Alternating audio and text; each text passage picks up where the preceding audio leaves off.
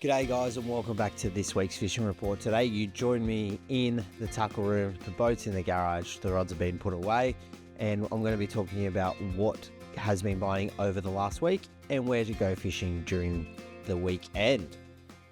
So in Sydney over the last week, and I guess over the last 2 weeks, there's been a bit of tuna talk. There's been a lot of tuna around, a lot of bluefin tuna specifically around at the moment.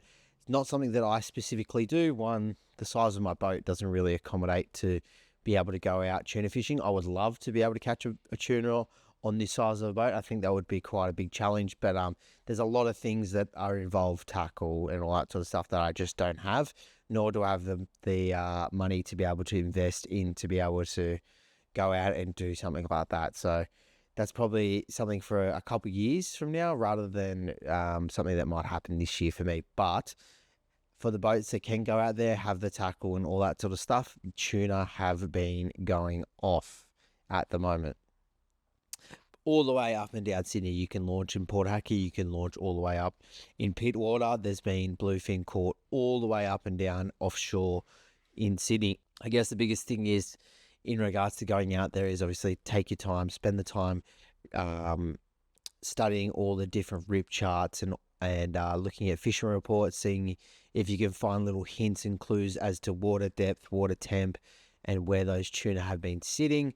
Obviously, when you're out there, make sure you're on the VHF radio, listening out for any boats around, seeing if they're hooking up on tuna, see if you can figure out where they are, all that sort of stuff as well. But tuna has been on everyone's mind, particularly bluefin tuna. They have been an insane start to the season for bluefin tuna at the moment.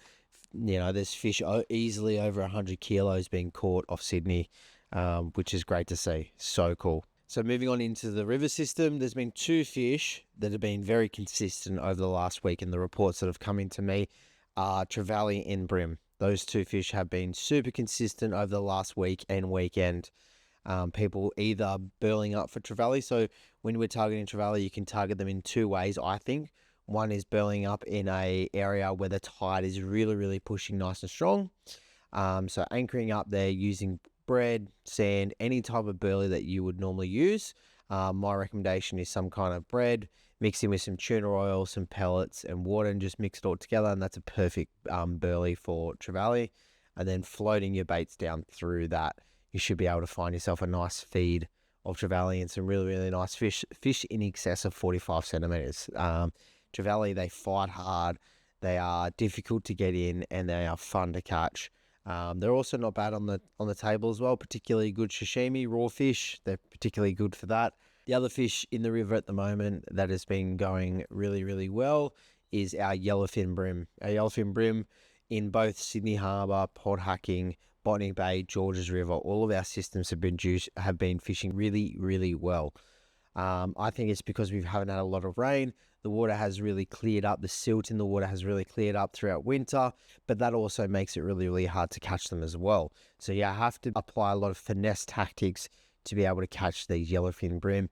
Over the last week, people have been using 1/16th, 1/24th, 1/30th of an ounce jig heads. They've been using really, really small vibes. They've been using really, really small hard bodies to be able to catch them and lure these fish into biting their lures. So the three tips I'll give you for catching bream over the weekend: one is a finesse approach. 4-pound leader is almost a must in very clear water. So I know it seems very scary, but 4-pound leader with a drag set right and proper knots, you'll be able to land pretty much any bream that you can. The second tip I would talk about is structure, particularly when you're fishing structure, is to make sure that you are fishing the right structure at the right time. Okay, boat holes can pretty much be fished at any tide, at any time of day, but the big thing with the boat holes is where you actually cast.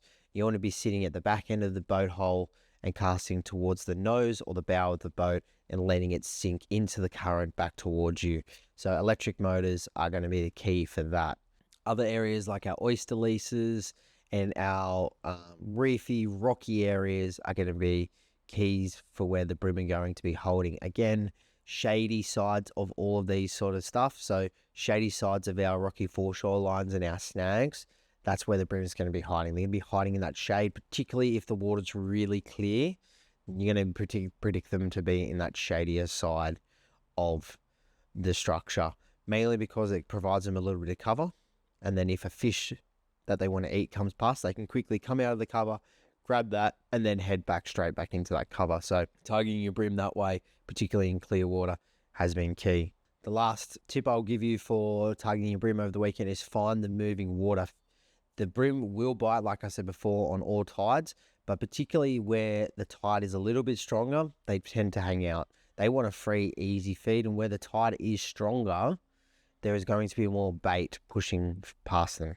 So bridge pylons where a lot of water can be pushed past is a really good one. Obviously, points are another really, really good one to be able to fish. So structure, tide, and a finesse approach for targeting bream this weekend. Moving on to this weekend, Saturday is looking absolutely perfect. And again, if we're going to apply our 6 bite window strategy from last week's video, if you haven't gone and looked at that video, go have a look at it. It's up on YouTube. It's up on the podcast platforms on Realcast as well if you go to have a look. So I'm not going to go into too much detail about what I talk about in regards to 6 bite windows. You'll have to go to the video or the audio podcast to be able to understand that. But our 6 bite windows for this weekend are really good. We've got 2 out of 3s, 1 out of 3s, both in the morning and afternoon. I guess out of the 3 different categories that I talked about, the moon phase isn't going to play as much of a part as it would have the last weekend. Last weekend, we were leading into a full moon. Now we're on the back end of a full moon leading into a new moon. So these sort of weeks can be a little bit tougher to fish, and this weekend might be a little bit tougher. So using your sunrise with a tide change or your sunset with a tide change is going to be so crucial. But weather-wise, we have a really, really nice northwesterly breeze all throughout Saturday, tending between 10 to 15 kilometers an hour, which is a really, really great thing for us to be able to go fishing over the weekend. If you haven't seen over the last couple of weekends, it has been blowing an absolute gale, and there hasn't been some great conditions to be able to go out for a fish in a lot of comfort, basically. Along with that, there's hardly any swell about. We've got a swell of less than a metre and a northwest wind. This is going to be perfect to be able to go offshore on Saturday. For me, that's what I'll be doing. I'll be heading out offshore, targeting an early morning snapper, and then maybe some flathead and squid as the day progresses. Another good thing to talk about for Saturday as well is the cloud cover. Cloud cover helps with early morning periods and obviously late afternoon periods because it extends those low light periods. Okay, so on Saturday, we got a cloud cover up until 8 o'clock. So that's going to extend that morning period or that morning bite, hopefully.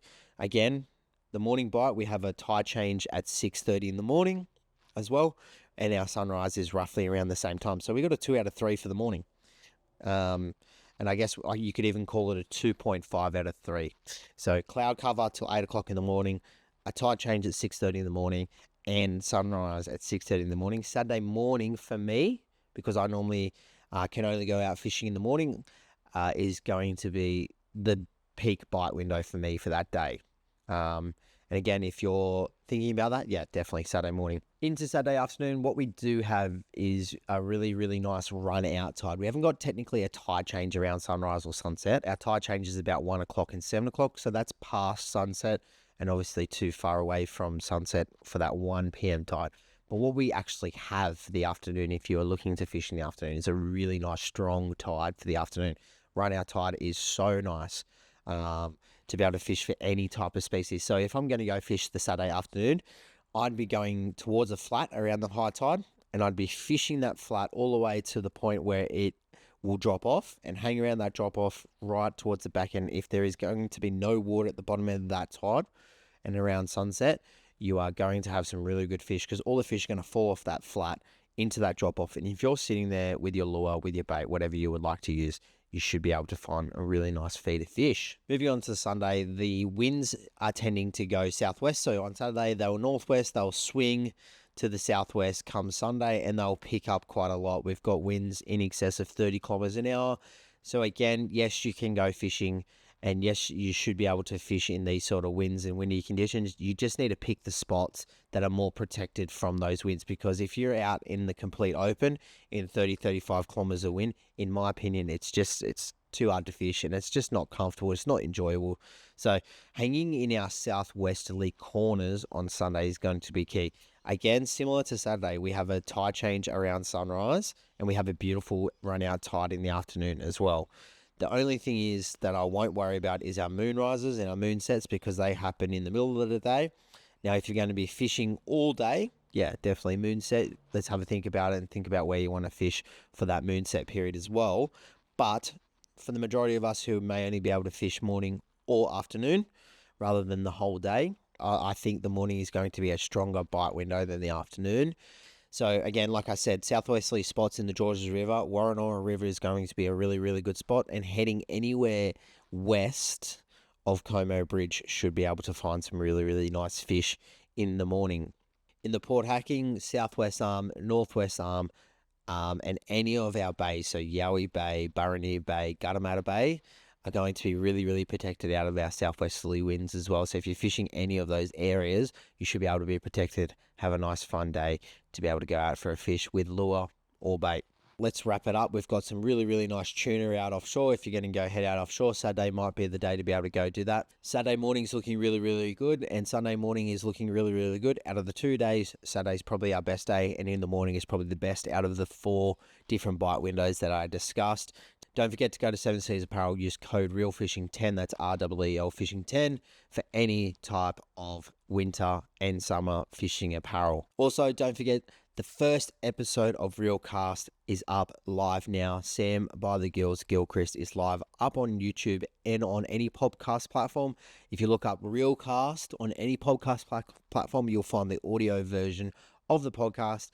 If not, on YouTube here, you can find the video version of the podcast. They are the exact same podcast, just a video version and an audio version posted on different platforms. So don't forget, if you're watching on podcast or you're listening on the podcast, don't forget to follow. If you're watching on YouTube, don't forget to subscribe, like, comment, all that sort of good stuff.